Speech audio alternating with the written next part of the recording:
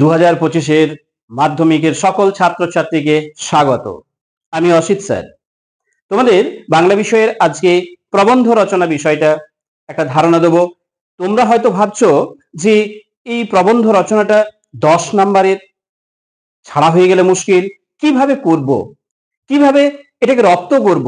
হ্যাঁ, ইতিপূর্বে হয়তো টেস্ট পরীক্ষার সময় 5টা বা 4টা মুখস্থ হয়েও গেছে, কিন্তু তবুও তুমি তোমার সেই কনফিডেন্সটা পাচ্ছ না যে কি করব, যদি এগুলো থেকে না আসে তাহলে কি হবে, তাহলে কি আরো মুখস্থ করতে হবে, আরো মুখস্থ করতে হবে? না, আমি বলবো যে 5টা যদি তোমরা ওই বিষয় সম্বন্ধে ধারণা তৈরি করে নিতে পারো, তাহলে 50টা ওই বিষয়ের যাই টাইটেলে দিক না কেন লিখতে পারবে। এখন কথা হলো কিভাবে আমরা ওই বিষয়টাকে রপ্ত করব, তারই এই গল্পগুলো আজকে তোমাদের কাছে করব। দেখো, প্রথমে হচ্ছে এই রচনার যখন আমরা লিখব যে কোনো বিষয়ের ওপর, আমি তোমাদের 5টা বিষয় বলেছি এই কারণে, সাধারণত পূর্ববর্তী বছরগুলোতে মাধ্যমিকের যেসব এই রচনাগুলো এসেছে প্রবন্ধ রচনার ক্ষেত্রে, দেখা গেছে প্রায় প্রায় একটা বা দুটো বিষয় প্রত্যেকটা পরীক্ষার ক্ষেত্রে কিন্তু মিল আছে। হয়তো বিষয় এক, নামকরণটা একটু আলাদা হয়েছে। এই নামকরণ আলাদা থেকেই তোমাদের ধারণা তৈরি করতে হবে যে আমি কিভাবে ওটাকে লিখব। বিভিন্ন বিষয় হতে পারে, বিজ্ঞান বিষয়ক হতে পারে, খেলাধুলা বিষয়ক হতে পারে, হতে পারে গণমাধ্যম সম্পর্কে হতে পারে, কোনো জীবনী সম্পর্কে হতে পারে, আত্মকথা হতে পারে। এই যে বিষয়গুলো, এই বিষয়গুলোর তোমাকে কিন্তু ধারণা রাখতে হবে। যদি ধারণা না থাকে তাহলে সেই বিষয়ে কিন্তু তুমি লিখতে পারবে না। দেখো, মুখস্থ তুমি যেটা করবে পার্টিকুলার সেই টপিকটা, অর্থাৎ সেই নামকরণে তোমার মনে হবে এটাই হয়তো সেই প্রবন্ধ রচনা।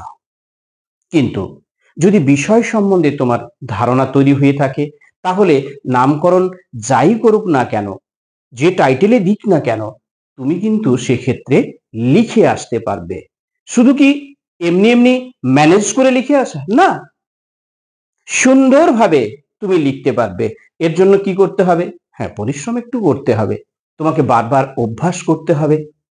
যে বিষয়গুলো তোমার টেস্ট পেপারে আছে, বিভিন্ন স্কুলের যে প্রবন্ধ রচনা দেওয়া আছে, প্রথমে তোমাকে সাজুজ্য আছে, মিল আছে এমন একটা বিষয়কে ধরে নিয়ে তার 4-5টা যেটা হয়েছে সেটাকে তোমাকে প্রথমে লিখতে হবে। লিখে তারপর তোমাকে একটু অভ্যাস করতে হবে। এই অভ্যাসের বিষয়টা হচ্ছে বিষয়বস্তু, যে কোন ক্ষেত্রে কিভাবে, আমি আসছি উদাহরণ দিয়ে বিষয়টাকে তোমাদেরকে বোঝানোর চেষ্টা করব। তো এই প্রবন্ধ রচনার ক্ষেত্রে কতগুলো নিয়ম কিন্তু রক্ষা করতে হবে, তা না হলে কিন্তু প্রবন্ধ রচনা করা যাবে না। যেমন, প্রথমত প্রবন্ধ রচনার ক্ষেত্রে একটা ভূমিকা থাকবে, তারপর থাকবে একটা বিষয়, তারপরে উপসংহার, এবং সেই উপসংহারটা হবে সিদ্ধান্ত। দেখো, পরিবেশ দূষণ ও তার প্রতিকার, তাহলে পরিবেশ যে দূষণ হচ্ছে এবং তার প্রতিকার করতে হবে, এই বিষয়টাকে নিয়ে আমাদের চিন্তা ভাবনা, আমাদের বিষয়বস্তু, আমাদের লেখা। যদি পারো তাহলে ভূমিকার পূর্বেই যে কোনো একজন সাহিত্যিক, কবি, কোনো লেখকের, কোনো মনীষীর যদি বাণী বা কোটেশন একটা দেওয়া যায়, দেবে। সেটা দেওয়ার পরে তারপরে ভূমিকা শুরু করবে। ভূমিকাটা সংক্ষেপে হবে, বিশাল না, এক পাতা লিখে ফেললাম, বিষয়টা এরকম না। কারণ তোমাদের নির্দেশিকা দেওয়াই থাকে 400 শব্দের মধ্যে কিন্তু এই প্রবন্ধ রচনা করতে হবে। তাহলে তুমি বাইরে বেরিয়ে আসতেও পারছো না, 2-4টে শব্দ কম হলেও ক্ষতি নেই। তাহলে এই সীমাবদ্ধতার মধ্যে তোমাকে তৈরি করতে হবে। তাহলে ভূমিকাটা হবে সংক্ষিপ্ত আকারে, কিন্তু তোমার যে বাচ্চাত্ব বা তুমি যেটা ব্যক্ত করতে চাইছো যে বিষয়টার সম্পর্কে, সেটা কিন্তু প্রাণোজ্জ্বল ভাষায় তোমাকে প্রকাশিত করতে হবে। কারণ এখানে তুমি লেখক আর স্যার যিনি খাতাটা দেখছেন তিনি কিন্তু শ্রোতা বা দর্শক, তিনি যে খাতা দেখবেন। অর্থাৎ তোমাকে বোঝাতে হবে স্যারকে অল্প কথায় খুব সুন্দরভাবে। এই ব্যক্ত করাটাই হচ্ছে তোমার লিখন কৌশল। পরবর্তীকালে এই কৌশল হবে তোমার শৈলী বা স্টাইল। এরপরে আসা যাক কি না বিষয়। এই বিষয়টাকে তোমরা যখন লিখবে তখন অনেক বড় করে একটা বিষয় না করে ওই এককটাকে ভেঙে ভেঙে কয়েকটা উপ একক করে নাও। তাহলে কি হবে না লেখার ক্ষেত্রে তোমার সুবিধা হবে। দ্বিতীয়ত স্যার যখন খাতাটা দেখবেন তখন দেখবেন যে বিভিন্ন ধরনের পয়েন্টগুলোকে সে কিন্তু উপস্থাপন করেছে। বোঝা গেছে? এরপরে হলো কি এই সমস্ত বিষয়টাকে টানার পরে তোমাকে একটা উপসংহার দিতে হবে। এই উপসংহারটা যেন হয় একটা সিদ্ধান্তের জায়গাতে। অর্থাৎ ধরো পরিবেশ দূষণ সম্পর্কে বলা হয়েছে, সেই পরিবেশ দূষণ কি কি কারণে হচ্ছে, কাদের দ্বারা এটা ঘটছে, এই যে সমস্যার সৃষ্টি হয়েছে এই সমস্যার সমাধানটা তুমি কিন্তু শেষে তোমার উপসংহারে কিন্তু লিখতে হবে। ব্যাস হয়ে গেল, আর কিছু না। তাহলে আমি কেন বলছিলাম যে 5টা বিষয় নিয়ে তুমি যদি নিজেকে রপ্ত করো, অভ্যাস করো, তোমার যে 4টা প্রবন্ধ রচনা দেওয়া থাকে একটা কেন তুমি হয়তো 3-3টেই কমন পেয়ে যাবে। ছেড়ে আসার কোনো গল্প নেই এবং তোমার দ্বিধা দ্বন্দ্ব কিচ্ছু থাকবে না সুন্দরভাবে। তবে লক্ষ্য রাখতে হবে বাংলায় অনেকগুলো ছোট ছোট প্রশ্ন আছে, 1 নম্বরের আছে, 2 নম্বরের আছে, 4 নম্বর আছে, 5 নম্বরের প্রশ্ন আছে, 10 নম্বরের এটাও আছে। সময় তোমাকে মেপে হাঁটতে হবে এবং সেই সময় মাপার জন্য পূর্ণ টেস্ট পেপারের একটা পুরো বাংলার যে প্রশ্নপত্র সেটা তোমাকে প্র্যাকটিস করে দেখতে হবে যে আমি সম্পূর্ণ সেটা ওই সময়ের মধ্যে তৈরি করতে পারছি কিনা, লিখতে পারছি কিনা, তাহলে কিন্তু ঠকে যাবে। এই জন্য সময়ের দিকে ধারণা তোমাকে রাখতেই হচ্ছে যে কিভাবে আমি সমস্ত প্রশ্নগুলোকে করে আসতে পারবো। সাথে সাথে শেষে থাকে যেহেতু সেই 10 নম্বরে থাকা প্রবন্ধ রচনা অনেক সময় ছেড়ে আসতে হয়, জানা থাকলেও তখন শুধু আফসোস করতে হয় আমি একটু তাড়াতাড়ি যদি লিখতে পারতাম তাহলে হয়তো এটা হয়ে যেত। আমি যে বিষয়গুলো তোমাদের এখানে 5টা বিষয় দিয়েছি সেই 5টা বিষয় আমি তোমাদের বলি। আমি প্রথমেই রেখেছি বিজ্ঞান বিষয়ক, বিজ্ঞান বিষয়ের একটা আমি রেখেছি। এখানে অনেক হতে পারে, ওই যে বললাম বিষয়বস্তু কিন্তু একটা। ধরো বিজ্ঞান ও কুসংস্কার, তাহলে বিজ্ঞানের সাথে সাথে যে কুসংস্কার গুলো আছে সেই বিষয়টার প্রতি আমাকে আলোকপাত করতে হবে। দ্বিতীয়ত দৈনন্দিন জীবনের বিজ্ঞান, আমরা প্রত্যহ এই বিজ্ঞানকে কিভাবে ব্যবহার করছি এবং বিজ্ঞানের উন্নতি সাধনের ফলে আমাদের জীবনযাত্রার মান কেমন হয়েছে সেই বিষয় সংক্রান্ত আমরা আলোচনা করব। দৈনন্দিন জীবনের বিজ্ঞান, দেখো না সকালে ব্রাশ করা থেকে, ঘুম থেকে উঠে ব্রাশ করা থেকে, বেসিনে মুখ ধোয়া থেকে আরম্ভ করে পড়তে বসার টেবিল ল্যাম্প, স্কুলে যাওয়া, সমস্ত বিষয়গুলো কিন্তু বিজ্ঞানের দান। অর্থাৎ দৈনন্দিন জীবনে বিজ্ঞান কিভাবে আমাদেরকে সাহায্য করেছে, সাহায্য করে চলেছে সেই বিষয় সংক্রান্ত তোমাকে বিষয়টা একটু ধারণা রাখতে হবে, তাহলে লিখবো। অনেকগুলো জিনিস বিজ্ঞান ও কুসংস্কারের বিষয়গুলোকে লিখবো। দৈনন্দিন জীবনে বিজ্ঞান বিষয়টা থাকছে।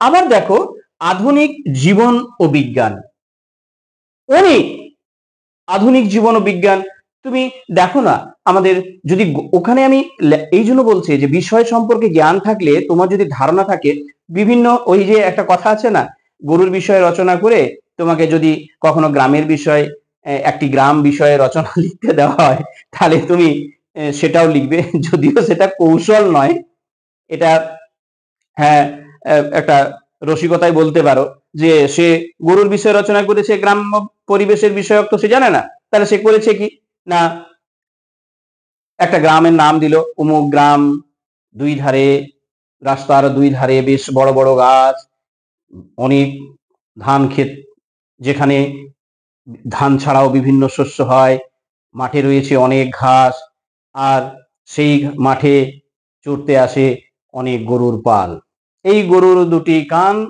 গরুর দুটি শিং, ঢুকে গেল না। বিষয়টা সেরকম না, বিষয়টা হচ্ছে কি যে আধুনিক জীবন ও বিজ্ঞান। তাহলে আধুনিক জীবনে আমরা বিজ্ঞানকে কিভাবে পেয়েছি, তাহলে একটু বিগত দিন আমাদের চলে যেতে হবে, তার ধারণাটাকে দিয়ে বর্তমানে আমরা আধুনিকে আমরা বিজ্ঞানকে কিভাবে পেয়েছি। দেখো না, কম্পিউটার বলো, ল্যাপটপ বলো, অ্যান্ড্রয়েড মোবাইল বলো, একদম বিশ্বকে পুরো হাতের মুঠোয় করতে পেরেছি।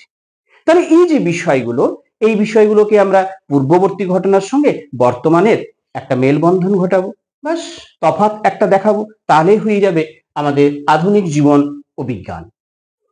সামান্য সামান্য মনে হয়েছে যেন পার্থক্য, পাশাপাশি কিন্তু সব একই। তারপরে দেখো বিজ্ঞান সচেতনতা বৃদ্ধিতে ছাত্রছাত্রীদের ভূমিকা। তাহলে বিজ্ঞান সচেতনতার ক্ষেত্রটা দেখো, আমাদের প্রাচীন কাল থেকে ভারতবর্ষ কুসংস্কারাচ্ছন্ন, আজও দাঁড়িয়ে আমরা বিভিন্ন কুসংস্কারের সঙ্গে লড়াই করছি।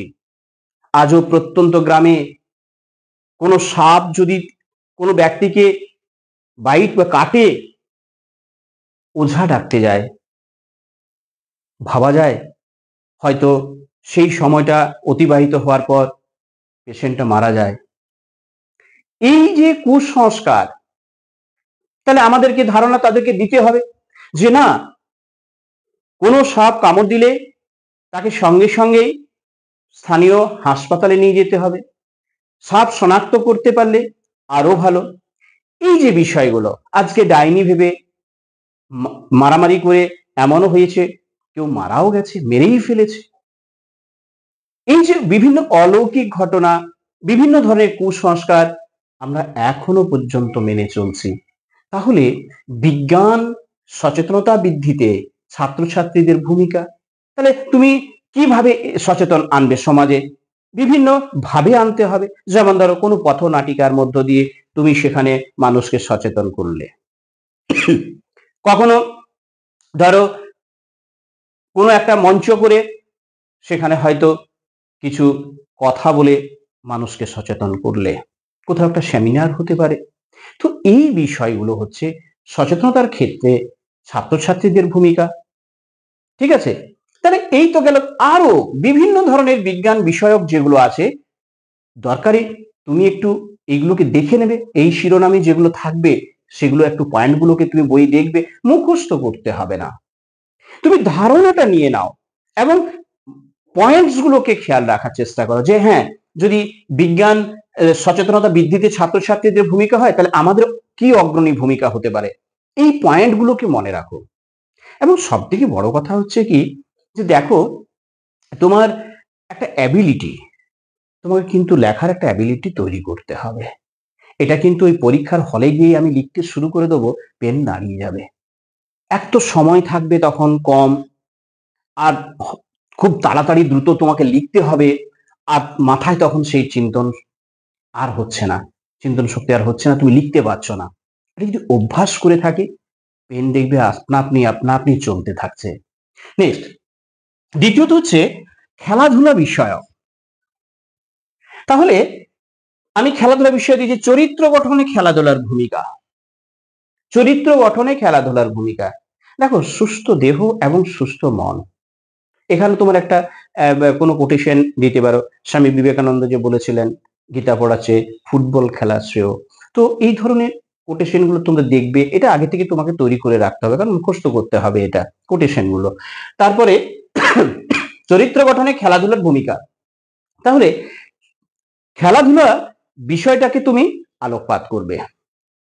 খেলাধুলা করলে কি হয় না, শরীর সুস্থ থাকে, সুস্থ শরীর থাকলে মন সুস্থ থাকবে, মন সুস্থ থাকলে শরীর সুস্থ থাকলে আমরা যে কোনো কাজকে কঠিনই মনে করব না, যে কোনো কাজ আমরা করতে পারবো, কিন্তু দেহ যদি আমার অসুস্থ হয়, মস্তিষ্ক হবে অসুস্থ, তাহলে আমার কোনো কাজই করা হবে না। তাহলে খেলার যে ভূমিকা, শুধু এই বিষয়টা না, চরিত্র গঠনের ক্ষেত্রে খেলাধুলা এখানে থাকছে, হয়তো দেখা গেল সৌভ্রাতৃত্ব বোধ গড়ে উঠছে খেলাধুলার মধ্য দিয়ে। তার মানে খেলাধুলা আমাদের জীবনে যেভাবে প্রভাব বিস্তার করছে, সেই বিষয়টাকে, খেলাধুলার বিষয়টাকে তুমি দুই একটা রচনাগুলোকে পড়লে, পড়ে সেই কন্টেন্টটাকে তোমাকে মনে রাখতে হবে যে এইভাবে আমি কিন্তু লিখবো। দেখবে পেয়ে যাবে, কোনো টেনশন নেই। এই পাঁচটা বিষয়ের হয়তো এইভাবে তার নামগুলো দেওয়া থাকবে, শিরোনাম দেওয়া থাকবে, প্রায় প্রায় একই হবে। আচ্ছা, খেলাধুলা ও ছাত্র সমাজ প্রায় একই জিনিস লেখো। এছাড়া বিশ্ব উষ্ণায়ন উত্তরোত্তর বৃদ্ধি পাচ্ছে, তাহলে বিশ্ব উষ্ণায়ন এর কারণ তোমাকে জানতে হবে, বা যেটা গ্লোবাল ওয়ার্মিং বলছে, এটা কিভাবে হচ্ছে, মনুষ্য দ্বারা হচ্ছে, প্রাকৃতিক মানে প্রকৃতি দ্বারাও হচ্ছে, কিছু কিছু গ্লোবাল ওয়ার্মিং হচ্ছে।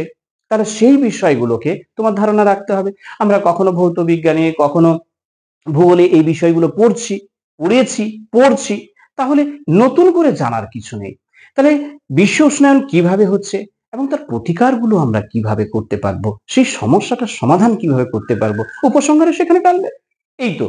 তাছাড়া আহ, পরিবেশ দূষণ হতেই পারে, ওই রিলেটেড পরিবেশ দূষণ হতে পারে, সেখানে তোমাকে জল দূষণ বলতে পারে, বায়ু দূষণ বলতে পারে, শব্দ দূষণ বলতে পারে, কিংবা দিল না, একবার সরাসরি দিল পরিবেশ দূষণ, তাহলে তুমি পরিবেশ দূষণ যেভাবে হচ্ছে সেগুলোকে তুমি লিখবে, সেই পয়েন্টস গুলোকে।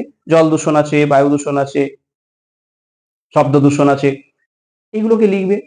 এরপরে এসো অরণ্য ও অরণ্য প্রাণী সংরক্ষণ, এই শিরোনামে থাকতে পারে, কিংবা একটি গাছ একটি প্রাণ, হতে পারে বনসৃজন। তো এই বৃক্ষরোপণ কিংবা বনসৃজনটা একটু আলাদা। বৃক্ষরোপণ একটা বা দুটো এখানে সেখানে হয়, বনসৃজন যখন হয় একটা বৃহৎ এলাকা জুড়ে, যেটা পতিত জমি সেখানে, কিংবা ফরেস্ট ল্যান্ড ফাঁকা যেখানে আছে সেটা হতে পারে, সেখানে একসঙ্গে অনেক চারা গাছ পোতা, যেটা বনসৃজন করা হচ্ছে। তাহলে এই বিষয় সম্পর্কে তোমাকে ধারণা রাখতে হচ্ছে, ব্যাস, আর কিছু না, তুমি লেখো না গড়গড় করে। এরপরে আছে 5 নাম্বার, যেটা আমি বলছিলাম, শিক্ষা বিস্তারে গণমাধ্যমের ভূমিকা।